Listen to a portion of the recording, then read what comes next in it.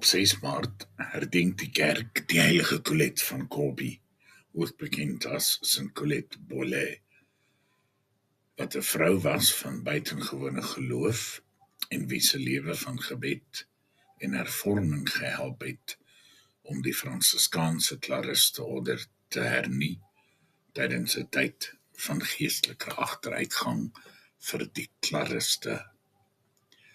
Sy is in 1381 in Corbie, Frankryk gebore en was die langverwagte kind van toegewyde Christenouers wat reeds ver in ouderdom gevorder was. Haar ouers het lank en opreg vir haar geboorte gebid. Toe sy gebore is, het hulle haar die naam Nicolette, verwys na die heilige Nicolette, gegee. Later is haar naam verkort tot Colette.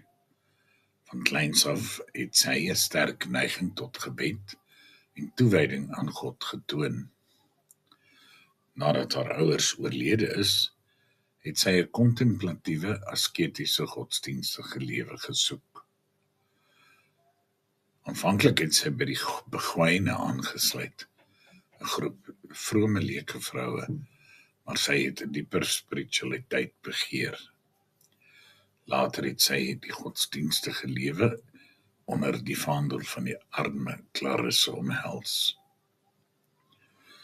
Met 'n sterk roeping om die Clarisse orde te hervorm, het St. Colette gewerk om die oorspronklike gees van St. Clara van Assisi te herstel en 'n afgesonderde lewe van armoede, vas en gebed aangeneem. Sy het haar susters nie deur dissipline gelei nie, maar ook deur voorbeeld en Fransiskaanse eenvoud en vertroue in die goddelike voorsienigheid beliggaam. St. Colette het 'n streng hervorming van die orde onderneem. Met pauslike goedkeuring het sy wyd en suid deur Frankryk en omliggende streke gereis, nuwe kloosters gestig en bestaande kloosters hervorm.